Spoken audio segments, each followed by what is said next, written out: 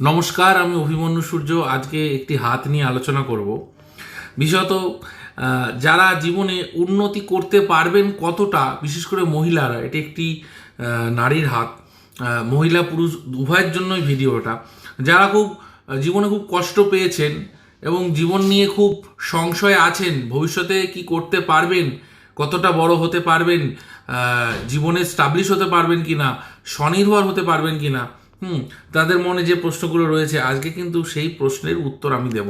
দেখুন, এই যে জাতিকার হাত, এর জাতিকার হাতে একটা জিনিস আমরা দেখছি। প্রথমত, এই জাতিকার হৃদয় যে রেখাটা রয়েছে, এটা কিন্তু হৃদয় রেখা। এই হৃদয় রেখাটা কিন্তু আমরা দেখতে পাচ্ছি, যদি একটু জুম করি, এই হৃদয় রেখাটা কিন্তু ক্রস এই ক্রস কাটা। হ্যাঁ, হৃদয় রেখা কাটা থাকলে কি হয়, আপনাদের কম বেশি ভিডিওয়ে আমি বলেছি। হৃদয় রেখা কাটা থাকলে তারা প্রতারিত হয়, ঠকে, প্রাপ্য ভালোবাসা পায় না।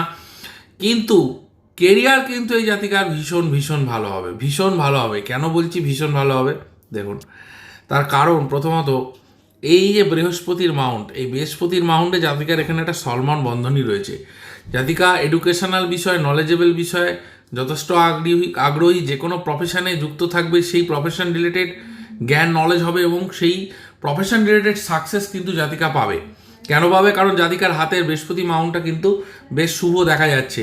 জাতিকা কিন্তু যথেষ্ট উন্নতি করবে, যথেষ্ট সফল হবে। এবং হৃদয় রেখা থেকে উত্থিত ঊর্ধ্বগামী রেখা শনির দিকে উঠেছে। শনির পর্বতটা একটু নিচু হলেও হৃদয় রেখা থেকে উত্থিত রেখা শনির পর্বতের দিকে ওঠায় জাতিকা কিন্তু জীবনে সফল হবে। তবে সহজে নয়, বেশ বাধা বিপত্তি অতিক্রম করতে হবে জাতিকাকে।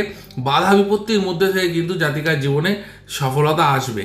তাই আপনারাও যারা নিজের হাত বিচার করাতে চাইছেন, তারা আমার সঙ্গে যোগাযোগ করতে পারেন স্ক্রিনে দেওয়া আমার নম্বরে। সকলে ভালো থাকবেন।